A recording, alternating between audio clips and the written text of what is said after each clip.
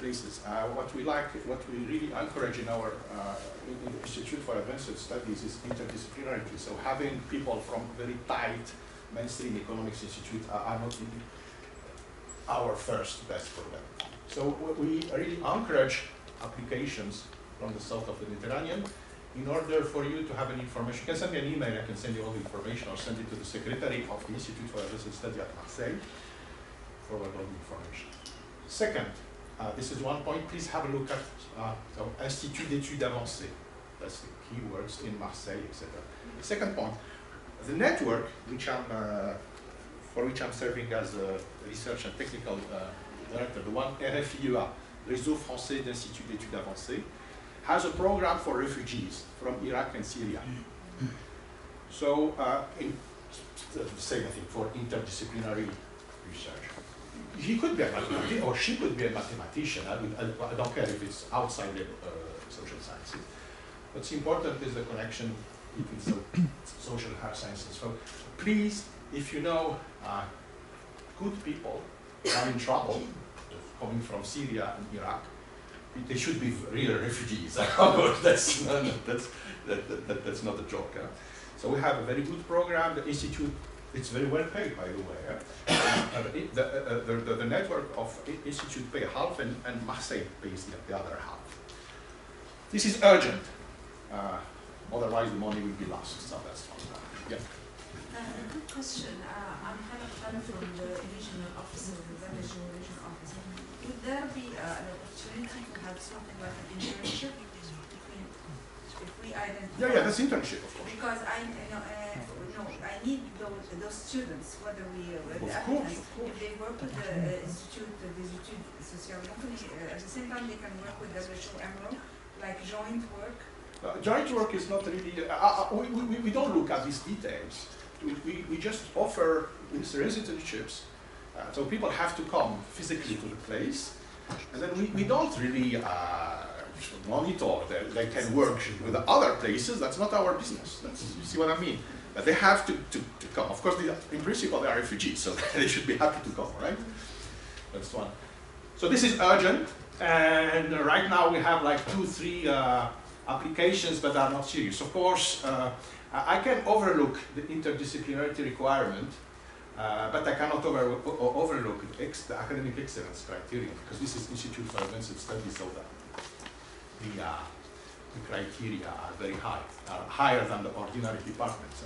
So this is one. The third thing, and I'll finish with that, is that Aix-Marseille University is organizing a recurrent big event, which is related to the topic I was mentioning and was talking with Bruno before, on health and environment. That's some of the objective of sustainable development. That's the first conference will take place. That's actually a summer school on health and development, mainly.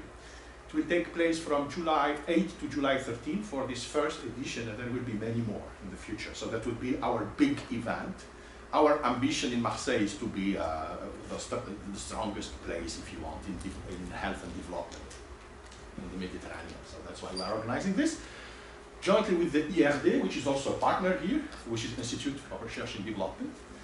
And we are welcoming applications until the end of the month, because that's the first edition, and it was really organized under pressure. So we can still, if you have some interesting people, we can still host them. This is open to postdocs, to master students. That's a summer school. So if you are brilliant students, etc., we can facilitate. Okay, that was an opportunity for me to say everything to you. Thank you so much, Raoul. Actually, it's difficult to add anything after Raoul. So I don't know what to say. So thank you so much. I will try to be so brief, to make it short, so that we can start with presentations, especially that we have about 15 minutes late. So what I would like to do first is I would like to present to you shortly, and it's a difficult task for me, let me admit that, what we call the achievements, between parentheses, of the AHEAD network. I'm not used to present achievements of anything. I am a researcher and I'm used to present research results rather than achievements.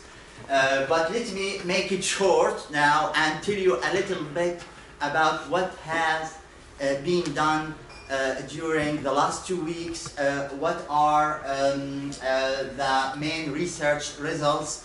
But here I will leave it more to the presentation. So I will not be long here.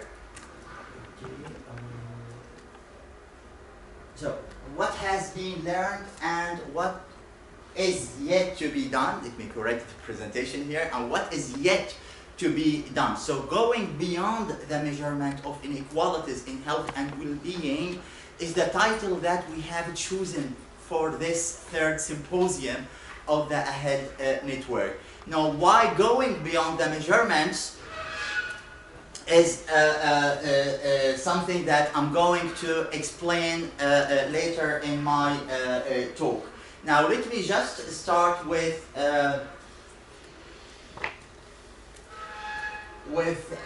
quickly the objectives of this meeting.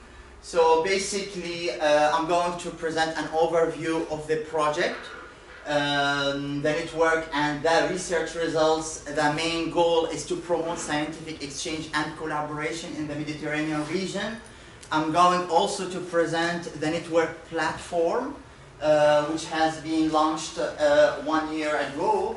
And of course, one of the main goals that we say of this meeting is to explore new collaboration endeavors with partners who came from different countries from the MENA region. So let me start.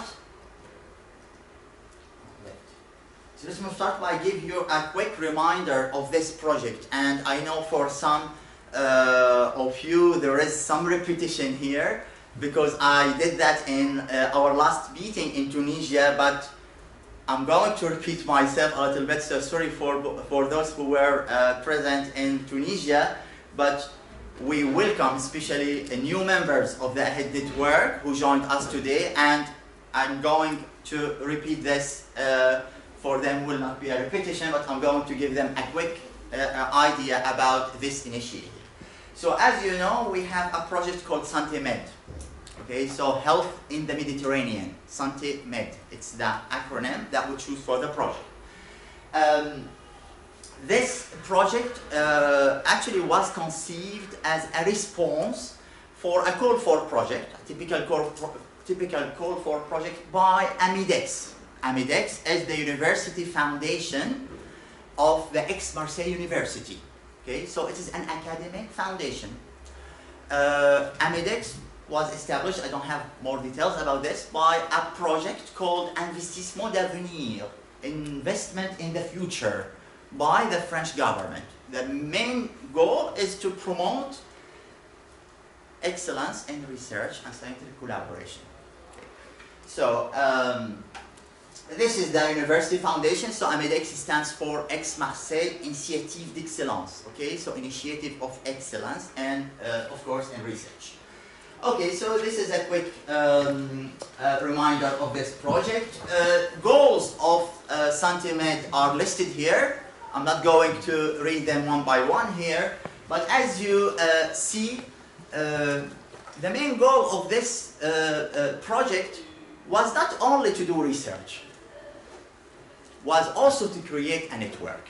Okay, so it is a network project. That's why AHEAD was created, of course. So, of course, there are other reasons. I'm gonna comment them later.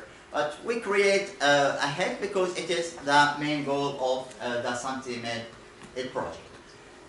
Now, in this moment, I remember our meeting in this room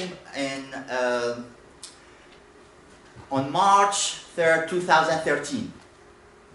So 4 years ago, almost 4 years ago, where we met, we presented some research results, and we discussed possibilities for collaboration. And we agreed to establish a network, to reinforce networking in the Mediterranean region. Okay. So in this spread, in this line, ahead again was created as a follow-up for this meeting. And let me say this was really the moment where we decided to go ahead with the creation of the ahead network. Researchers also agree on some research agenda, and this is very important because network is a research network. Okay? So we agreed on a research agenda. This research agenda can be summarized in one single statement, which is to create or to explore specific context methods to measure inequalities and well-being. Why specific context? A very interesting special issue of The Lancet, you know The Lancet, which is health in the Arab world. I can't remember the exact title of the, I think Health in the Arab world or Health in the Arab world, yeah.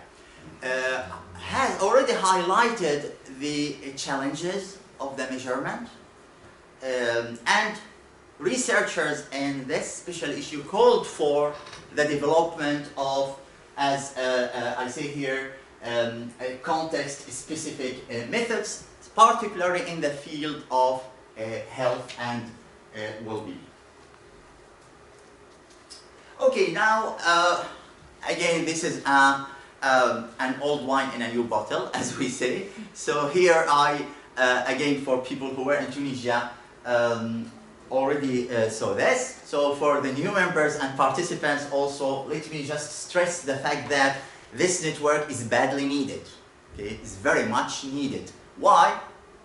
One of the reasons is that when we look at the type of networking that exists worldwide, we can see that almost in every region in the world there is a type of networking.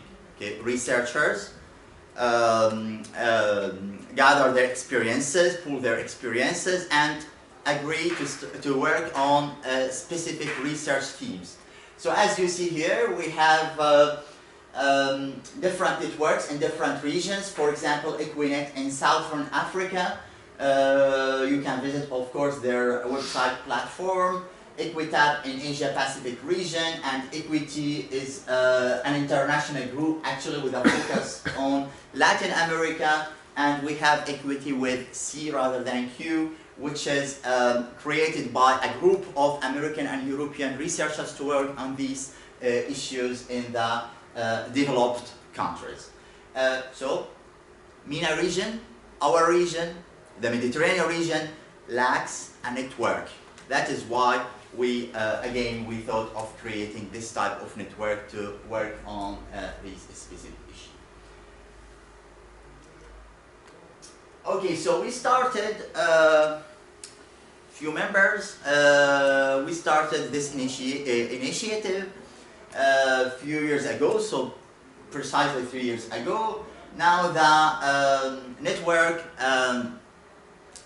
consists of more than 30 researchers across the different countries of the MENA region, in addition to researchers from developed countries.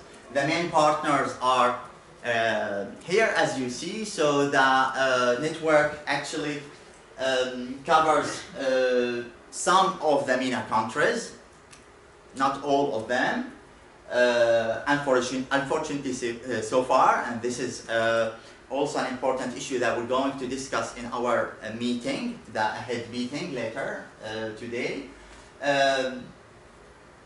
We have also a representation from the WHO, basically from the Eastern Mediterranean Regional Office, who's represented today by Madame Hala Boutaleb. You're welcome. We are so glad to have you with us here. Thank you so much for coming and joining us. And we have also Awad Matari, who is an ex-student of ex-Marseille University. He's graduated from this school actually, and who's now, I think, the advisory region health economics in the EMRO, the East Mediterranean Regional Office. So, okay. So again, the creation of the AHEAD network, it's a platform here. Let me just say one word here, that the network, as already mentioned by Raouf, the network has evolved, grew during the last 2 years. Now it has a specific governance structure. It consists of a steering committee, 5-6 members, in addition to an advisory board, which is basically consists of professors and scholars from different universities, and who encourage us, support us, give us different types of advices on the research issues. A platform has been launched, as I said, and this is the our website actually, which is distinguished by some specific features as compared with other perhaps networks. We don't need to compare with other networks, but basically here you can see that the working languages of our network are French, English, and Arabic. So we have a polyglot, as we see, a multi-language network here to represent actually the region. The Arabic version of the network is now fully available. It has been launched, I think last week, guys? Yes. The Arabic version. So it is, as you see, fully available. If you click on the Arabic version of the network, you will access also the whole information. And we did it intentionally because we really missed that in the Arab world. The other thing is the forum, actually, here. Yeah. The forum. So the network also offers a public forum, which is a platform to exchange, to start discussions on a specific topic, on specific issues. And this is actually the first public platform in the region to discuss on issues related to our research themes, equity, health, and development. What else? Okay. About data? Something to say about data? Yes, I'll come to this point. Yeah. Before to say about the data, let me highlight also another thing that AHEAD has recently launched, which is a working paper series. Actually, one of our main goals is to encourage the production of high quality research, the production of knowledge on our research themes and region. So AHEAD has launched this series to help researchers, to encourage them to explore new ideas of research and to have an early publication of their papers with remarks and, let me say between parentheses, peer reviews from colleagues and experts in the field. So you have a list of working papers now available, can be also downloadable. Thank you. Downloaded. Thank you. Sorry, my English get a bit deteriorated while living in France since 10 years. So, downloaded. Okay, you can so consult these papers and download them from the network. Okay, back here to the countries or country profile, and here I'll come to the point by Raouf, raised by Raouf here. AHEAD network also started to build a country profile. Okay, we are still in the early stage here of development. The country profile needs to be filled with data, with information. But we start with compiled data from different international organizations, which are now gathered on one page, on one location, for each country in the region. So we work now on 2 regions, as I said. The MENA region, basically, we started with the MENA region, and then we extended our work to Sub-Saharan Africa, African region.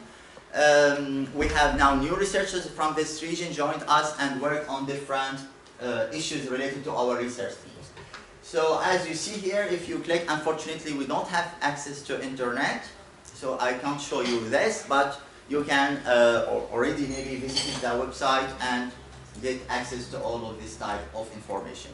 Also in the country profile, we aim to select specific high quality research papers on the countries of the region, so that also researchers can find easily information about any country of the region.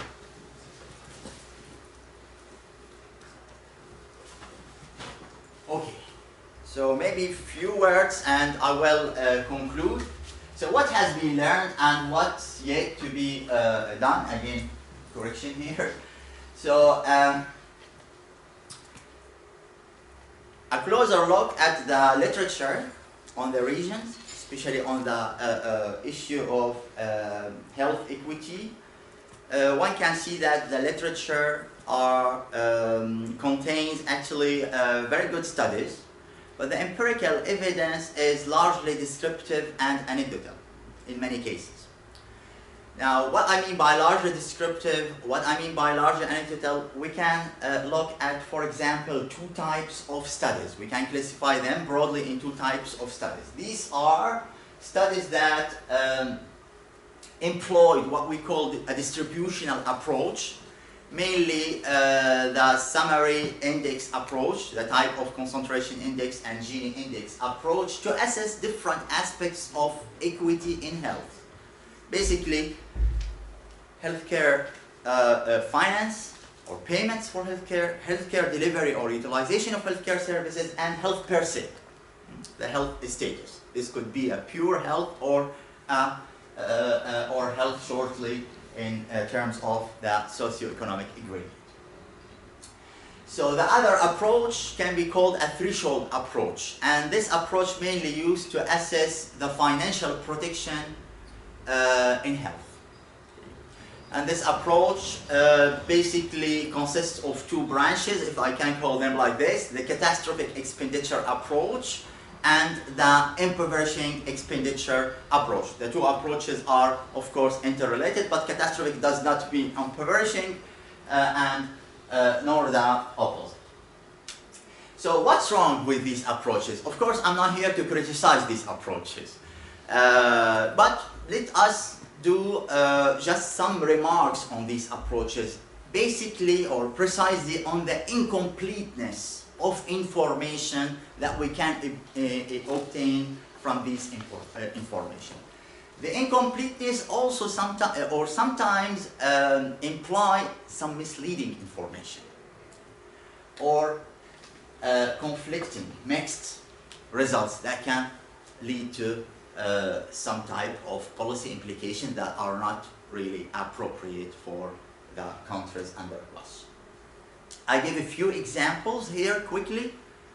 Progressivity, for example, the term of progressivity, I think it's clear for all of you, is not really an indicator of vertical equity of the healthcare system. So, as you know, the progressivity index, which has proposed by the famous economist Kakwani in the 1970s, was basically used to assess the distribution of taxation and to assess whether taxation are progressively related to income, was applied or was used, heavily used even first by researchers from the World Bank, Wagstaff and colleagues, and then it became widespread in the literature.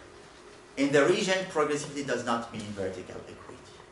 Basically, or simply because payments for healthcare are related to the utilization, to the direct utilization of healthcare. So if the rich pay more, they pay more because they use more, simply. This is the reason. So we cannot infer anything about equity or social justice in the distribution of healthcare payments because, due to these characteristics of the healthcare system. Horizontal equity also assessed using the concentration index, a summary measure of equity. Then new approaches were developed.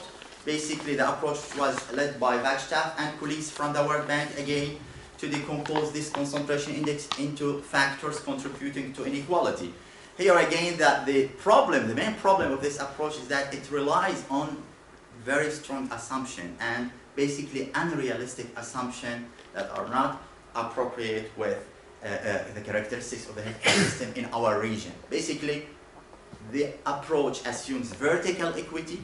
This is a basic assumption.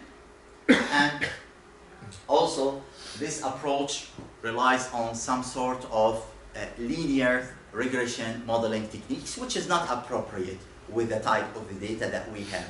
Okay, this is an empirical or technical point, but the main point is that this approach suffers from some limitations when it comes to our countries and our regions, because again of the specificity of the healthcare system. We have a problem with the measurement of the health per se.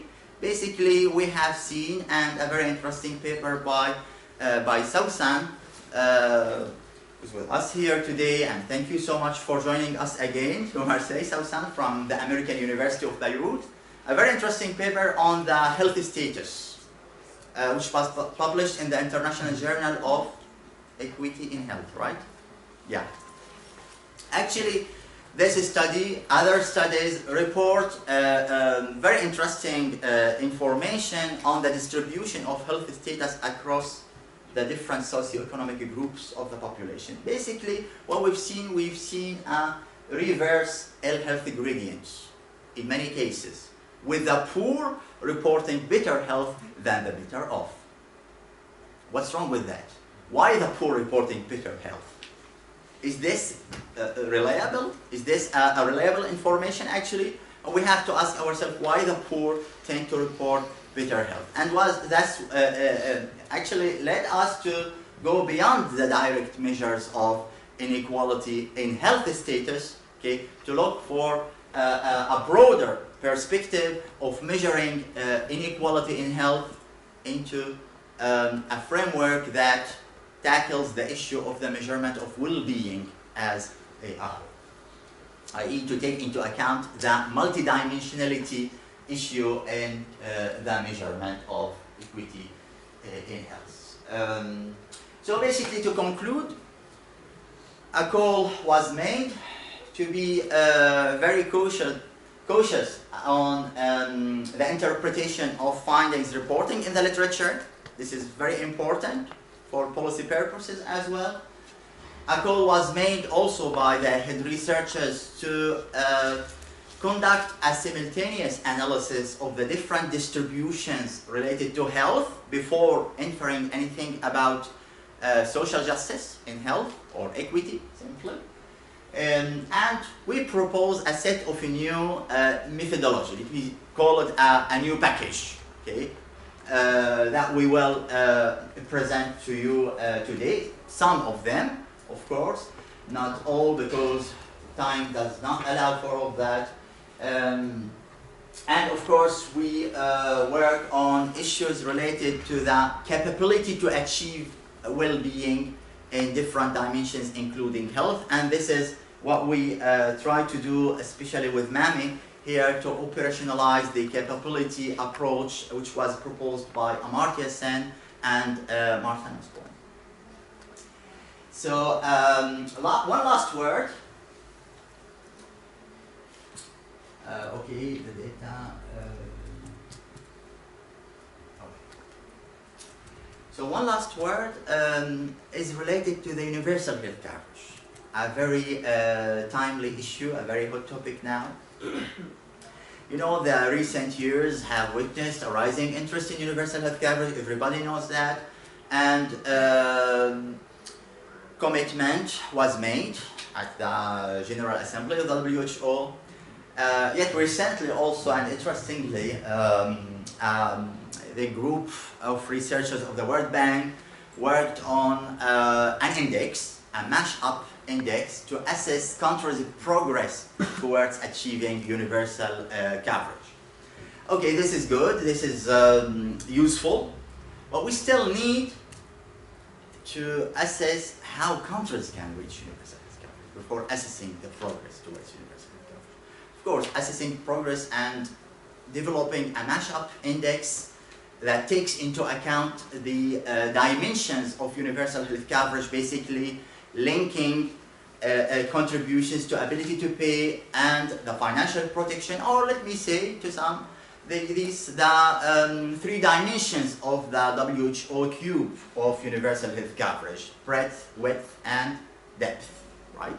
So nice, the index is useful, especially if you want to run a cross-country comparison. So it serves the purpose of the international organizations, but it does not serve the purpose of the country, actually directly. It's not very, maybe it's not very useful to tell policymakers in our countries whether you achieved or by how much you achieved universal health coverage, because people know by how much the universal health coverage is achieved. What they look for and what we need is to tell them how to reach this universal health coverage. So our current research concentrates actually on building a dynamic micro-simulation model, epidemiological demographic based model, to sketch a map towards universal health coverage, and a paper will be presented to you today on this issue by our colleague Samira here. It is very important to work on this issue because, as we saw together while surveying and reviewing the literature, that evidence in UHC is very, very scant. And if any, it is anecdotal. There is no empirical evidence. There is no information, so and there is less clarity about how countries will attain universal health coverage. Particularly the question of what will be the potential macroeconomic impact of UHC. What will be the welfare redistribution impact of UHC across generations? These are important questions. Hala Utalib, thank you again for coming and will present to us very useful information on the strategy of the World Health Organizations on these different issues today. So I think I'm done here. Yeah, the last slides are for the meetings. So I'll leave you with this very quick listing of the papers that are developed out of this project. As you see, some of them are already published, you know, and the paper here. Yeah, corrected, guys. So, and here I congratulate Kais Bousma here with us for his paper, which yesterday I updated a slide, which was accepted yesterday. And very interesting paper that will be presented today for you by Kais, Medicines and Democracy in the MENA region. Very important issue, thank you indeed for that. Other papers from this project will be, from the work of the head, will be also presented to you. Some are submitted, some are accepted, and others are published or forthcoming in international journals, peer-reviewed journals, good quality journals. This is good, something that we are pleased of, because our work is fruitful in terms of academic, scientific results, and also for policy purposes. So I'll leave you with this, and we'll start the presentations. Sorry for being long, I did my best to be short, but it didn't work. So we'll start now the presentation, the second presentation by Kais. So Kais and Mami switch, as usual, they always switch their places. So we supposed to start with Mami, but Kais prefer to start first. This is not surprising. No. So Kais will start first, and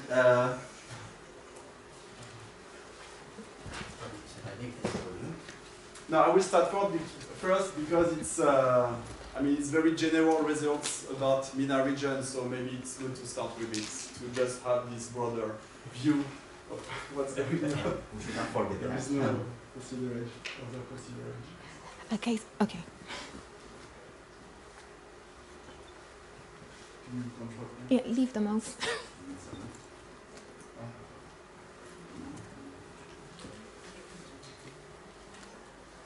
Oh, crap.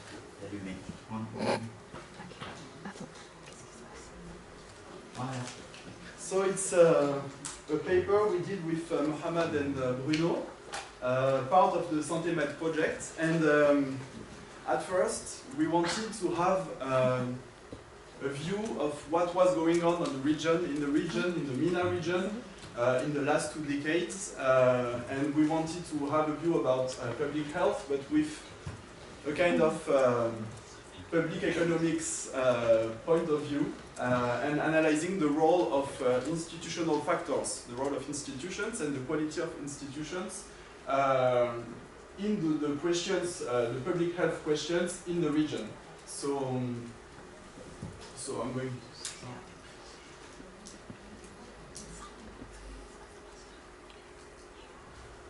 So we asked us to which extent does the health outcomes in the MENA region are related to the country's level of health expenditure, on health.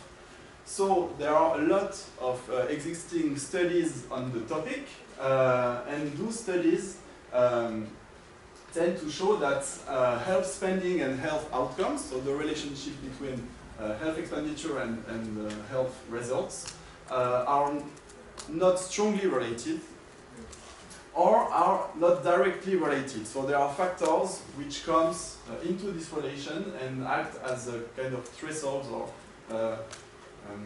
So the relationship between health spending and health expenditure is likely to be driven by other factors, and these other factors can be living standards, for instance, education, or also individual behaviors. And we try to assess the role played by the quality of institutions in the relationship between health expenditure and health outcomes in the MENA region in the last 2 decades.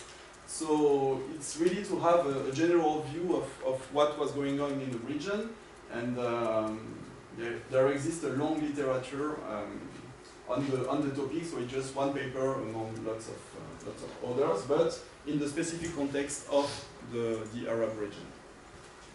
And especially Marwa Farhad, which is here, has a paper on the topic which is very closely related, so I'm very happy to present it. So, at first, as a point of departure, we calculated measures of inequalities in health, so between country inequalities, so between MENA countries, from 1994 to 2012. So we used 4 different measures, very usual measures of inequalities, but we just adapted these measures to health. So here the health outcome considered is life expectancy at birth. And the data is from the World Bank, World Development Indicators. So what we see here, so it's health between country health inequalities, so among the MENA countries. And what we see is there is a kind of convergence starting from, so here the mid of the 80s, sorry. So health inequalities between MENA countries have reduced until the middle of the 90s, what we see here on the 4 different measures. And we see that starting from the middle of the 90s, health inequalities between MENA countries have highly increased. So, and we try to explain, to give one explanation of why these health inequalities have increased in the region. So, as you all know, sorry? What's the measure of here the health outcome is life expectancy, but we also have those graphs with other measures of other health outcomes as infant mortality or maternal mortality. Here we only decided to present the result of life expectancy, but it's the same with the other measures of health outcomes. So as you all know, the MENA region is a middle income region with a rapid population growth. And of course, it's a region which has an ongoing demographic and epidemiological transition with a shift from infectious disease, a high prevalence of infectious disease to a high prevalence of non-communicable diseases. And of course, there happen to be many popular uprisings and political unrest in the region. And what we are interested in here is there was a high increase in both expenditures on health, so with almost 80% increase between 1995 and 2012, and also, as we saw, a high increase in between country health inequalities. So some countries have performed better than others, with an increase of the Gini coefficient of 23% between 1995 and 2012. So we see those two figures here. So on the left we have the mean health expenditure per capita in the region from 1995 to 2012, and on the right we have the Gini coefficient that we saw earlier. So everything seems to show that the rise in health expenditure in the MENA region have very contrasting effects on health outcomes. And we are going to ask ourselves what does the institutional quality play in this relationship. So we use data from different sources. We compile panel dataset data at the country level. From data we form the World Health Organization, the World Bank. From the institutional quality measures, we use 3 different measures, and those measures are very common in the literature. So first, the Freedom in the World database, which considers more people's voice, meaning political rights and civil liberties. We also estimate the model with a measure of institutional quality from the Quality of Government database, which is in Sweden, made in Sweden, I guess, which considers more dimensions like corruption or bureaucracy quality. And we also use the Conflict Governments and State Fragility database, which consider dimensions more toward corruption also, and economic and social dimensions. And we also use the armed conflict dataset to include the war dummy in the model. So the model is very simple. We want to estimate the macro level determinants of health outcomes. So we use the usual determinants that we found in the literature. For instance, here the health expenditure per capita, which is one of our main variable of interest. Of course, we include the GDP per capita, the total fertility rate, the share of urban population, a dummy if a war occurred in that year in that country. Also, we include, of course, year dummies, and the other variable of interest, institutional quality. So we construct a panel data. So as n, the number of countries, and t, the number of periods are quite large, meaning 18 for both. We cannot use the general method of moments to estimate the model, so we use fixed effect and random effect models, and to take into account the potential issue of endogeneity, we use the instrumental variable techniques, which is very common, using the 2-stage least square within and random effect estimators. So the potentially endogenous variable are instrumented using the lagged values. It's very common in the literature. So first we estimate a baseline model, and what we can see is the explanatory variable have the expected sign that is found in the literature.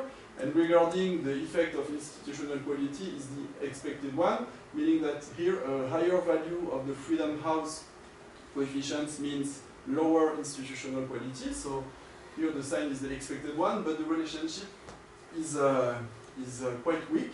And it's the same also for health expenditure when we include it in the model like that. So the relationship between health expenditure and health outcomes seems to be very weak. And in the next model, we just add an interaction term. It's very simple, an interaction term between health expenditure and freedom and the institutional quality variable. And we will see what's going on now. So here, there is this interaction term between health expenditure and the institutional quality variables, and we see that their interaction is significant. So we are going to comment on this and to show the results using a graphical analysis, which is suited for this kind of analysis. So here is the results of the model with interaction, and we have the predicted values and the marginal effects of health expenditure on health outcomes. given the institutional quality. So on the left, we show the predicted values of the model for two representative values of institutional quality, its minimum and maximum observed values. So on the blue line is a high level of institutional quality, good governance, and the red line is a very low level of institutional quality. And what we see here is that the effect of health expenditure on health outcomes is positive for good levels of institutional quality, and is null, even becoming negative for a very high level of institutional quality. So this is the core result of the paper, and we try to assess these results using alternative measures. So at first we use an alternative measure of health outcome, which is the infant mortality rate. So we can see here, the table is not shown here, but we can see here on the graphs that also for high levels of institutional qualities, there are improvements. The rise in health expenditure improves the situation about infant mortality. And for very low levels of institutional quality, the effect of health expenditure on infant mortality is null. And we also assess the results using alternative measures of institutional qualities that I told you about before. So here on the left, we have the quality of government, and a higher index means higher institutional quality. So here the effect is also found. And on the right, we have the effectiveness score. And here, higher values of the index means lower values of institutional quality. So the effect is also found with these two measures of institutional quality. And also, as a sensitivity analysis, we disaggregated the total health expenditure into public and private health expenditures. And what the results show is that an increase in the share of private health spending in the total health spending, and it's a pattern that is observed in the MENA region in the last 2 decades. So an increase in the share of private health expenditure is negatively associated with health outcomes when the quality of institution is very low. So it's also one of the results of the paper. Excuse me. Yes.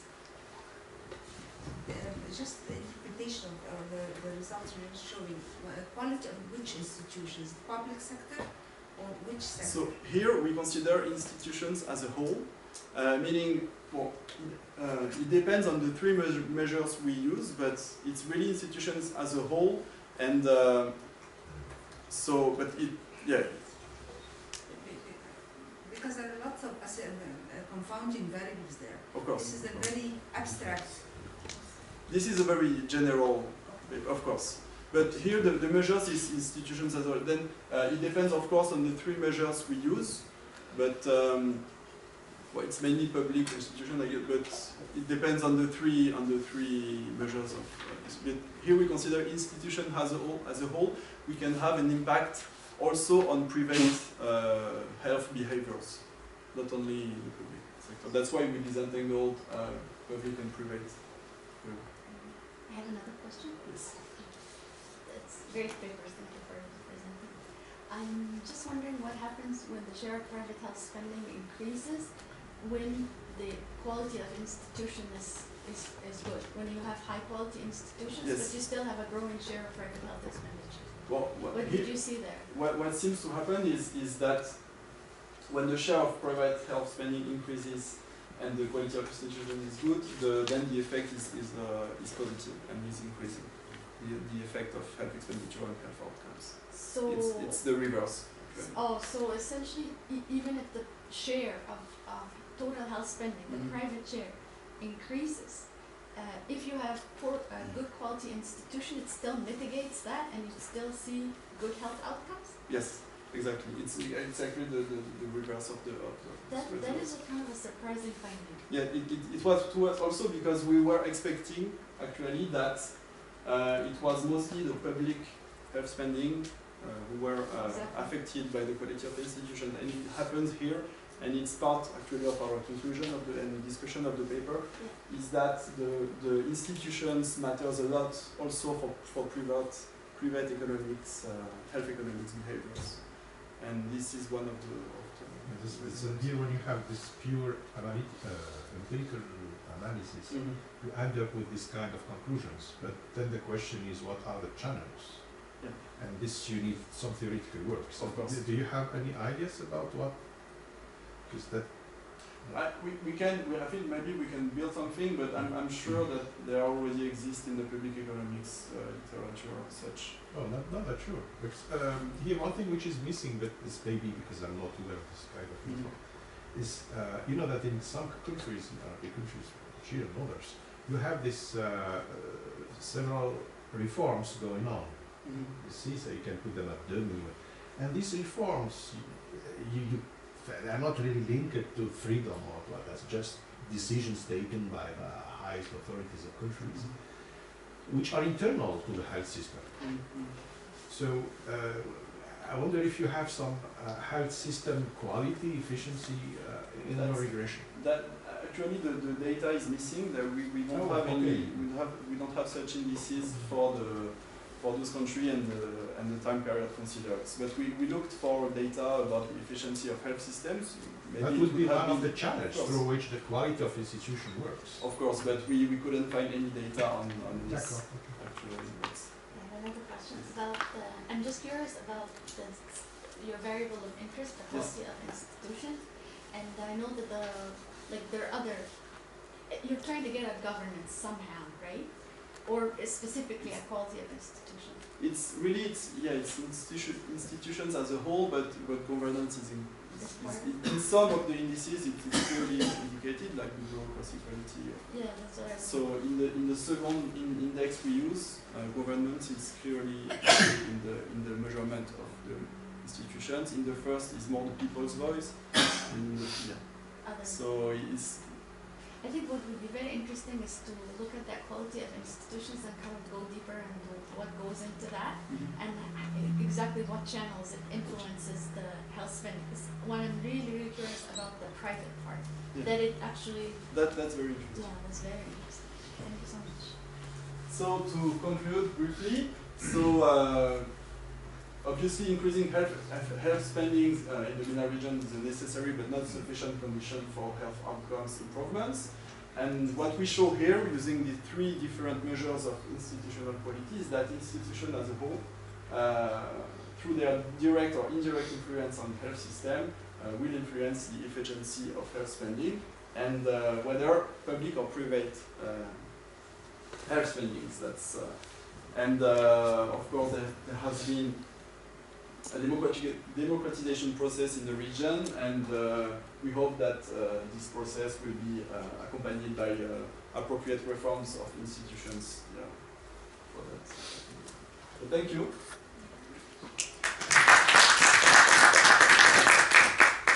So I've been elected by Mohammed, who is a dictator, as the chairman of this session. So maybe we could take only 2 or 3 questions because we are light, if I well understand. So, so okay, we have 2 questions. Let's start, please. Can I raise 2 questions? Yeah. Okay. So okay. One is about. Thank you. It was really interesting. Of course, it's too general, but it's very general. Yeah. The first question is about the quality of the data, particularly on health expenditures. I know that in some countries we have strong, credible data, but others is really estimate, made by the World Bank or especially by WHO, but it's not really based on real data. So I don't know whether you have discussed this point or not, and to what extent what you have used is good enough. The second question is, have you tried to disaggregate? Your observation based on 3 categories of countries within the MENA region. One is the Gulf countries, the rich countries. The second is the poor countries, and the third group maybe is the middle income countries. and do you observe different elements, and that will the conclusion be the same or not? Okay. Thank you for these two questions. First, about the data. Of course, also it's data at the national level, so they are likely to be biased in some way.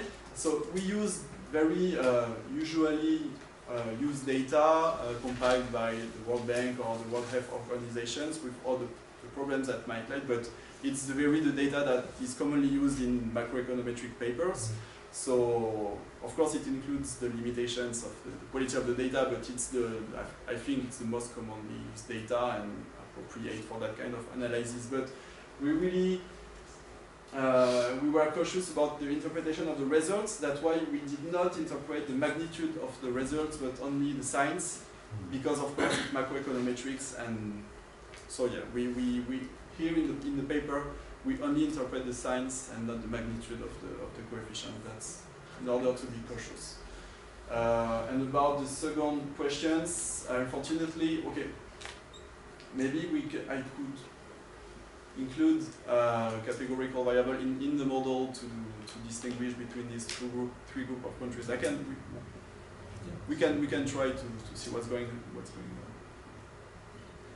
But yeah, I'm not sure whether it will be informative about the relationship between health expenditure and health spending unless we estimate three different models and then the number of observations will be too low. But I can thank you so much for the question. Yeah, maybe a couple of questions or comments. Yes. Thank you very much. Very interesting results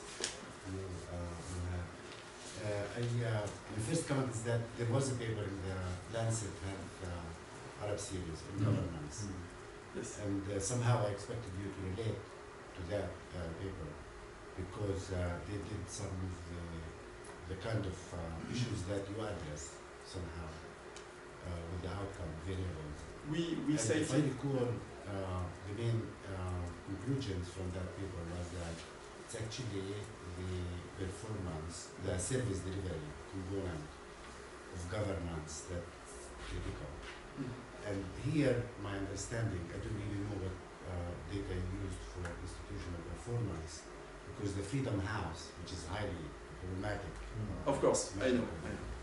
They had like 3 measures, if I recall. And it's not clear to me what exactly you used. There was like civil liberty. Civil political rights. So did you create, wasn't clear to me exactly what was used in this paper to measure institutional performance and the outcomes. So this was my first question. My second question is that when we look at our region, and this relates to the previous points about the data, is that it is really a very diverse region. So improvements in these outcomes, like life expectancy and IMR, happen actually very rapidly in some countries, especially Gulf countries, in fact. And in other countries, very much slower. I would have appreciated some descriptive results, like what does it look like really very descriptive overview of the situation. So we can relate the regression results to the findings to the situation. Because as you know, certain countries, it could be like some countries are lagging more improvement, and the huge, so increases and decreases or inequity in these distributions somehow should be related to what's going on. And if it is the case that it's actually we're talking about the gap as affecting the results, then maybe that's the story that considering whether it's expenditure, the linkage institutional performance with outcomes as relating to expenditure or otherwise, because it is very unique, rich region, and there are a lot of issues with institutional quality. Maybe you can elaborate on this, but since I don't know the data much. But again, I think very, very exciting results. Thank you very much. For the first question, of course, the Freedom House Index is very questionable and is US oriented, and we all know that. And not only US, right? Sorry? very conservative, right wing. Yeah, it's true. But we used it because, well, it's very commonly used, but we also took care of use other measures, maybe more objective measures of institutional quality, which come more from Nordic European countries. So that's the first. So the result is also assessed with the two other measures of institutional quality. So this is for the first question. And for the second, we wanted here really to just have a general view of what was going on in the region.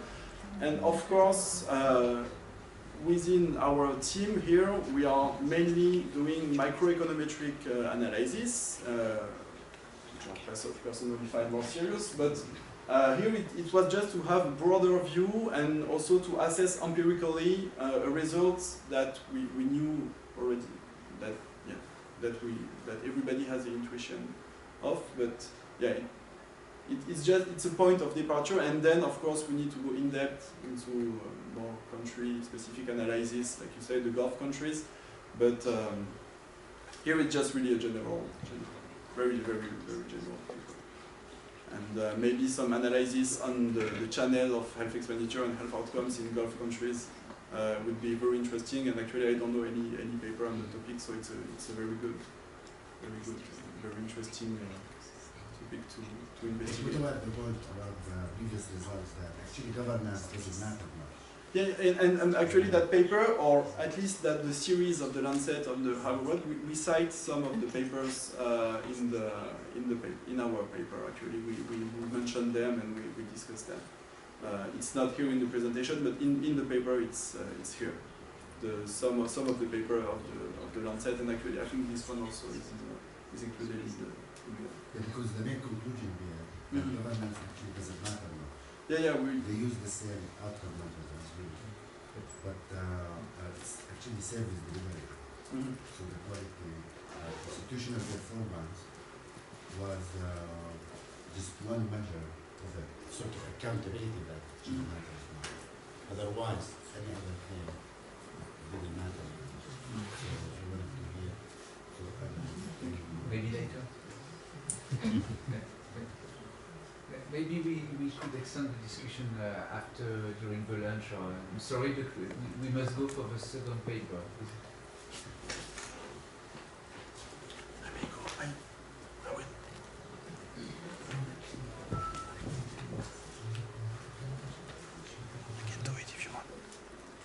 That's okay.